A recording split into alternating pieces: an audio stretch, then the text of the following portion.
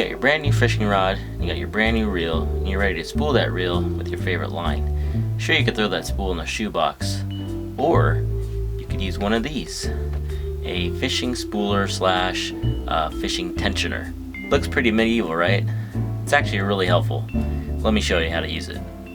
So the fishing reel line spooler is built just like a rod, but instead of guides, it has a 90-degree curved tip with this freely spinning gimbal setup meant to hold spools of line at the desired tension. The spool gimbal can stay fixed for applying line at tension to bait casters, or spin freely to apply line at tension to spinning reels.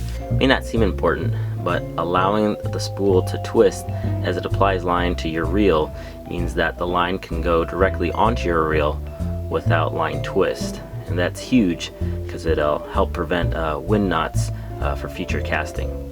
So today I'll be spooling my brand new Scaling 3000 reel with 20-pound Cast King braid and have it backed with 6-pound mono.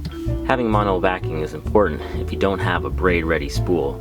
Even with the best knot, tying braid directly to an alloy spool could mean slipping in the future. So to play it safe, take the cheapest mono you have.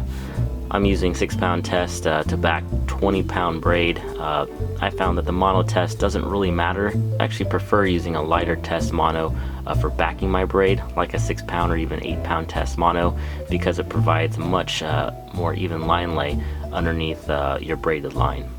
First step is mounting your reel to your line spooler. Comes with a decent reel seat, so just plug it on like you would any reel to any rod. Next step is to mount your mono spool to the gimbal arms. You want to put one end on one ball joint and the other end on the other ball joint, and turn the line spool tensioner knob in the clockwise direction to apply pressure to from the yoke to the arms here.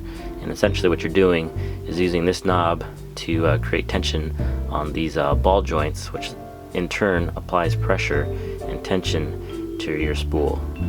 So I'm going to pull out about 2 feet of line and tie it to my spool.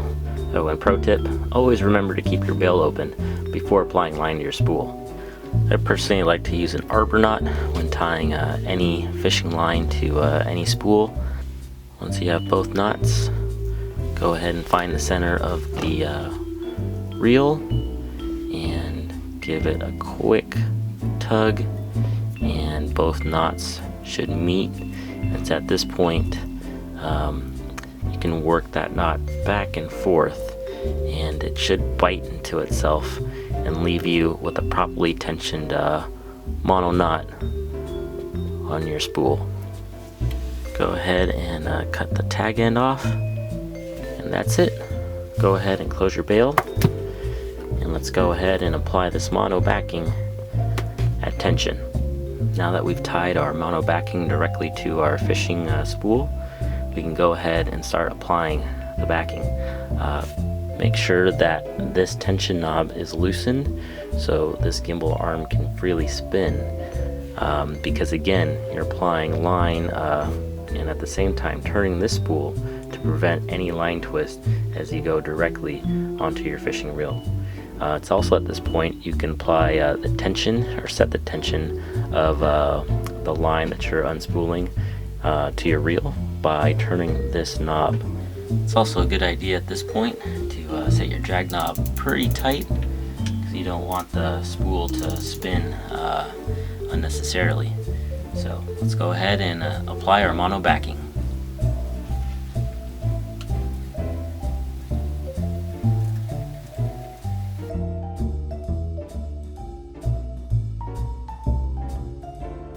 Let me slow it down a little bit.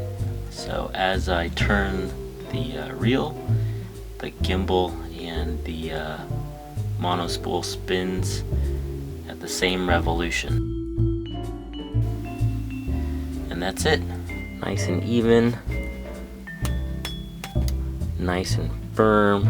I don't even feel the strands budging or bunching at all. put maybe 2 to 3 layers of mono backing onto the bare alloy spool itself, just enough to bury that arbor knot, and just enough to provide adequate grip as we apply our braided line. So I have my 2 to 3 feet lead of mono line. I'm going to take the same amount of lead from my braid and tie the two together with a double uni knot. So I've got my 2 uni knot braids. I'm going to pull them together till they're just tight enough. I don't want to over tug. Just want to get it tight enough to set the knots, and I'm going to go ahead and cut the leads and tag ends off of both knots, and there you go, your double uni knot. Once you set it finger tight, go ahead and tighten the spool holder. And just like with the mono spool, you're going to tighten it just enough so you can start spooling and make your little micro adjustments as you spool. We're now ready to spool our fishing reel with our braid. Go ahead and make sure that drag is set pretty tightly.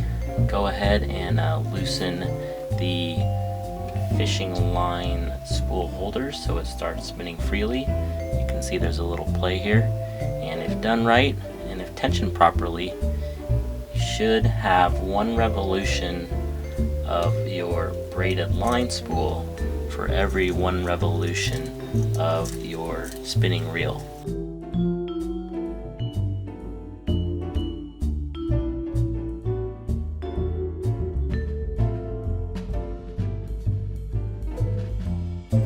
So we went ahead and spooled our fishing reel with our 20-pound braid. I stopped 1/8 of an inch short from the lip of the spool. It's important you give yourself about that much room because it helps prevent wind knots when casting into the wind, especially with spinning gear. Here's my Abbott MXJ to give you an idea of what it's like spooling a conventional bait caster.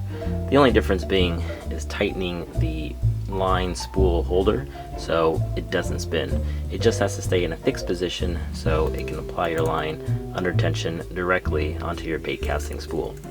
If you guys have had any experience with a line spooler like this, go ahead and leave it in the comments. I really like mine, and if you don't have one, I think you like one too.